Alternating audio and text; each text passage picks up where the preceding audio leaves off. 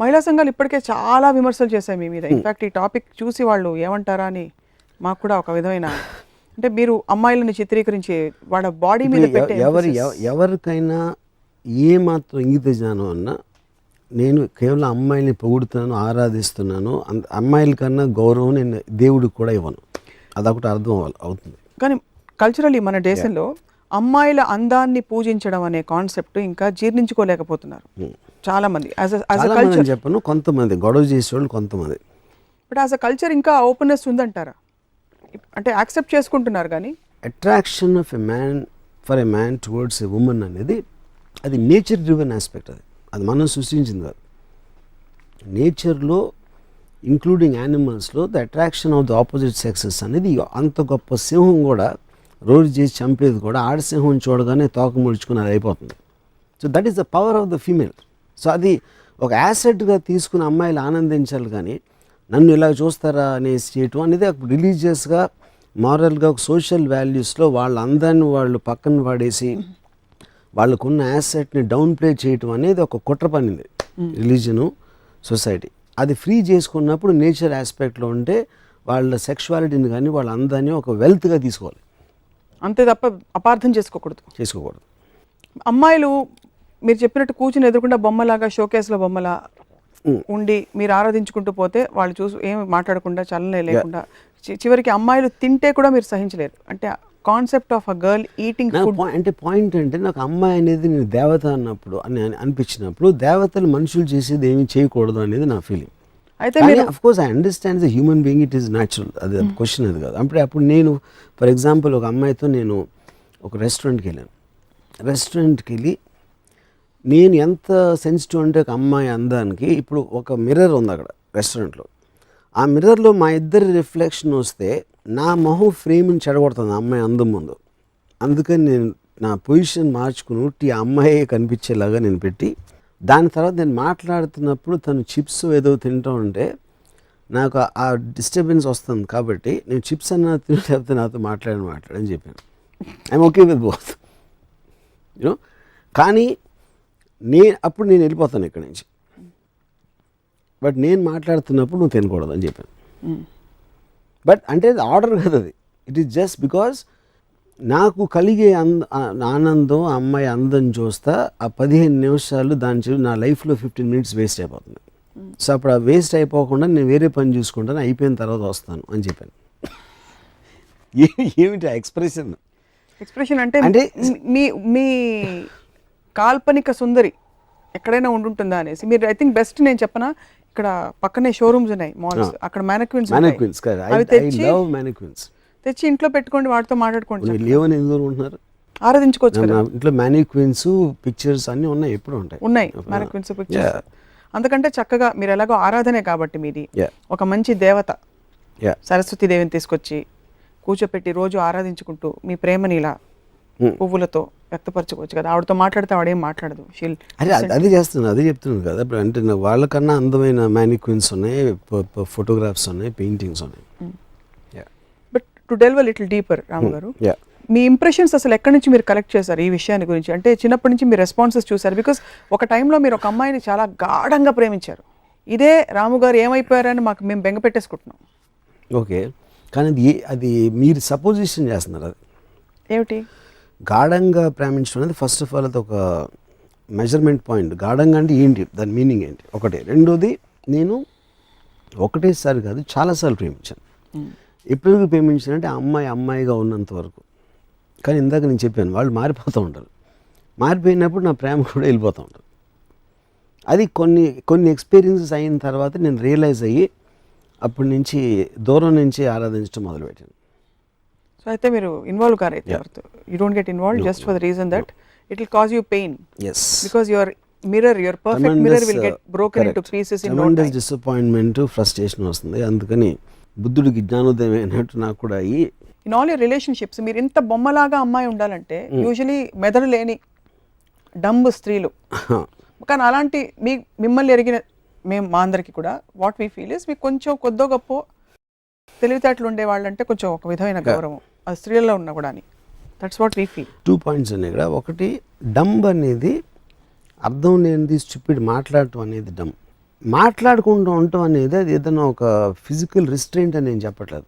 అది అర్థం చేసుకుని ఒకళ్ళకి నా మీద ఎలాంటి ఇమేజ్ ఉందని ఇమేజ్కి ప్లే చేయడంలో ఏం తప్పలేదు. సో అప్పుడు అది డమ్నెస్ నుంచి రాదు, ఇంటెలిజెన్స్ నుంచి వస్తుంది అది ఆ ఆస్పెక్ట్ అనేది. సో మీరు ఒక అమ్మాయితో ముందు చెప్తారా, నాకు నువ్వు వినకూడదు, మాట్లాడకూడదు, నువ్వు ఇలా ఉండాలి అలా ఉండాలి అని చెప్పి మీ ఎక్స్పెక్టేషన్ సెట్ చేసేస్తారా ముందే? అంటే అమ్మాయిని ఎనీ కెపాసిటీ, అది it can be relationship on personal front or professionally. For example నేను ఒక ఎగ్జాంపుల్ చెప్తున్నాను. ఒక అమ్మాయితో నేను I'd rather have sex with you then have a conversation with you అన్నాను. తను చాలా ఒఫెండ్ అయింది. కానీ ఆ పాయింట్ ఏంటంటే అప్పుడు నేను చెప్పానంటే వెదర్ ఇప్పుడు నువ్వంటే ఏంటి, నువ్వు నీ బాడీ కాదు, లేకపోతే నీకు బ్రెయిన్లో ఐడియాస్ ఉన్నాయి, థాట్స్ ఉన్నాయి, వాటి నుంచి నువ్వు పర్సెప్షన్ నువ్వు చూస్తున్నావు. సో నాకు నీలో ఏమి ఇష్టం అని చెప్పాను. నువ్వు అన్నా హజారే మూమెంట్ మీద నీ ఒపీనియను, లేకపోతే నీ రూమ్ ఇంటీరియర్లో ఏం కలర్ కర్టన్ వేస్తే బాగుంటుంది అనే నీ అభిప్రాయాలు, లేకపోతే మీ పక్కింట్లో కుక్క అరుస్తూ ఉంటే నీకు చిరాకు వస్తుందని నువ్వు కంప్లైంట్ చేసే విషయాలు, వీటన్నిటికన్నా చాలా గొప్పదే నీ అందం. కానీ ఈ అందం కన్నా నీకు ఆ కుక్క గురించో లేకపోతే అన్నా హజారే ఏం చేస్తాను దాని గురించి మాట్లాడే దాంట్లో నేను ఎక్కువ ఇంపార్టెన్స్ ఇవ్వాలి అని నువ్వు అనుకుంటే అది కేవలం నిన్ను నువ్వు అవమానపరచుకోవడం. నీకున్న అసలు యాసెట్ని మర్చిపోయి అర్థం లేని సంబంధం లేని యాసెట్ల మీద మన టైం వేస్ట్ చేయటం అనేది అది నువ్వు కించపరచుకోవటం అని చెప్పాను.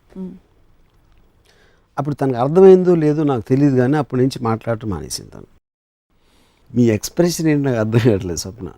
నేను చెప్పిన దాంట్లో కొంచెం అన్న పాయింట్ ఉందా లేదా? నిజం నిజం నిజం నిజం చెప్పండి. కొంచెం ఎంత ఎంత ఎంత ఎంత కొంచెం నిజం ఉంది. Thanks, my point is made. Yeah, but see as a culture like I said, మనం ఇప్పుడు వర్మ గారికి మాత్రమే ప్రపంచం ఉంటూ విడిగా ఉండదు. అది ఉంటే కనుక మీకు మాత్రమే ఉంటుంది, మీరు మాత్రమే ఉంటారు, మీరే ఆడియన్స్, మీరే డైరెక్టర్, మీరే యాక్టర్. కానీ ఇప్పుడు మెయిన్ స్ట్రీమ్ సొసైటీలో ఇప్పుడు సిన్స్ రామోయిజం అనే కాన్సెప్ట్ కేవలం మీ భావజాలం మాత్రమే కాదు, ఏదో విధంగా మనుషులని కొంతైనా ప్రభావితం చేస్తుందని అనుకుంటున్నాం కనుక అమ్మాయిల పాత్ర నిర్మాణాత్మకంగా మారుతున్న ఈ రోజుల్లో మీరు కేవలం బ్యూటీ అంటే ఎలా? ఇందాక ఏమన్నాను, they two are separate things. స్కిల్లు అమ్మాయి పాత్ర ఇందాక చెప్పాను, ఉసామా బిన్ లాదెన్ పట్టుకుంటానని. There are soldiers working. అంటే ప్రతి మగవాడు చేసే ప్రతిదీ చాలా చోట్ల అమ్మాయిలు బెటర్గా చేస్తున్నారు, which is a proven fact. But that is of course, but that is nothing to do with their sexuality. ఆ జెండర్కి సంబంధించిన ఇది విషయం కాదు, స్కిల్కి సంబంధించింది. బట్ మీరు ఏ రోజైతే స్కిల్కి 5 మార్కులు ఎక్కువ వేస్తారో, ఇప్పుడు నేను మ్యాక్సిమం రెస్పెక్ట్ ఇందాక చెప్పిన ఎయిన్ ర్యాండ్ నేను మామూలుగా చాలా నాన్ ఎమోషనల్ పర్సన్. నేను Ayn Rand documentary sense of life అని చూసి ఒక అమ్మాయి 20th ఇయర్లో రష్యన్ ఇమిగ్రెంట్ న్యూయార్క్ వచ్చి తను సాధించిన డాక్యుమెంటరీ చూస్తే నాకు నిజంగా నా కళ్ళు నీళ్ళు వచ్చేసినాయి. అంటే ఒక రకమైన హ్యాపీనెస్, ఒక ఎమోషనల్ అప్సర్జ్ తోటి. ఒక విధంగా చూస్తే ఐ డౌట్ ఇప్పుడు ఎయిన్ ర్యాండ్ ఒక మగోడై ఉంటే నాకు అలా వచ్చేదని. కానీ డిఫరెన్స్ ఏంటంటే అప్పుడు 1930 40 ఆ టైంలో అబ్సల్యూట్లీ ఫీమేల్ సెక్స్ అనేది అసలు ఏ విధంగా అంటే లిబరలిజం కానీ విమెన్ అప్లిఫ్ట్మెంట్ అనే రాని రోజుల్లో ఒక అమ్మాయి అంత స్టేజ్కి వెళ్ళింది అంటే అది ఎక్స్ట్రాడినరీ. అంటే ఒక అండర్ డాగ్ ఎలిమెంట్ రైజ్ అయినట్టు.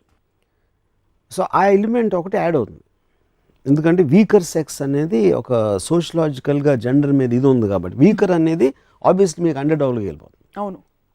సో అది ఒక పర్టిక్యులర్ పీరియడ్ ఆస్పెక్ట్, దాని హిస్టారికల్ ఆస్పెక్ట్ అది.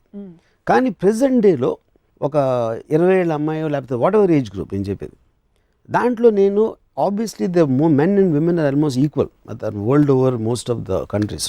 యూనో ఆ స్పేస్లో స్కిల్లు, ఎడ్యుకేషను, ఇండిపెండెన్స్ అన్నిది ఉన్నాయి కాబట్టి అది it becomes just brain aspect. కానీ అమ్మాయి అనే సెక్షువల్ జెండర్ ఆస్పెక్ట్ అనేది ఒక పర్టికులర్ ఒక ప్రత్యేకమైనది. దాని గురించి మాట్లాడుతున్నాం. సో మీ ఫోకస్ మీరు జూమ్ ఇన్, ఈ విషయంలో మాత్రం మీరు జూమ్ ఇన్ అక్కడ మాత్రం ఉంటారు, no zoom out only. So అమ్మాయి అంటే ఇంట్లో మీకు అత్తలు, పిన్నులు, అక్క అందరూ అమ్మాయిలే, చెల్లెలు ఓవర్. వాళ్ళందరితో మీరు ఎలా రిలేట్ అవుతారు? What is your equation with them? Do you look at them as women or you don't have అసలు ఆ థాటే రాదు? థాట్ రాదు నాకు. నేను అసలు వెళ్ళను. నేను అసలు నాకు ఫ్యామిలీస్ దగ్గరికి వెళ్ళను నేను అసలు. Even if it's your own daughter? You have a daughter. See my daughter calls me Ramu. నేనే చెప్పాను. దానికి రీజన్ ఏంటంటే నేను చెప్పాను, I don't like daughter sons ఇలాంటి రిలేషన్షిప్స్ ఫ్యామిలీ ఆస్పెక్ట్ అనేది. 2 పొలిమెంట్స్ ఏం చెప్పానంటే, నాకు ఒకటి నువ్వు నాన్న అని పిలిస్తే నా ఏజ్ గుర్తొస్తుంది, నాకు అది ఇష్టం ఉండదు. రెండోది నువ్వు నాన్న అని పిలవన్నప్పుడు నిన్ను కూడా ఒక అమ్మాయిలాగా చూస్తాను. I look at every one like a women, you know. Yeah, so అప్పుడు తను నన్ను ఒక స్పీసీస్ లాగా చూస్తుంది నా డాటర్. అంటే జూలో వెళ్ళినప్పుడు ఒక రకరకాల జంతువులు ఉన్నట్టు నన్ను కూడా ఒక జాతిలాగా చూస్తుంది. I like that, I'm okay with that. నాన్నలా చూడటం కన్నా జాతిలా చూస్తే చాలా బెటర్. సో వీళ్ళందరూ అంటే ఇతర హూఎవర్ మీ ఫ్యామిలీ మెంబర్స్, మీరు ఎవరితో అయితే అసోసియేట్ ఎవరో, మీరు అమ్మాయిలని బికినీల్లో చూపించి స్విమ్ సూట్లో చూపించి ఇలా చేసినప్పుడు ఎప్పుడైనా కామెంట్ చేశారా? ఎవరు? మదర్ కానీ సిస్టర్ కానీ? మేబీ అంటే వన్ స్పెసిఫిక్ పర్సన్ చాలా మంది చేస్తారు, ఇప్పటికీ చేస్తారు.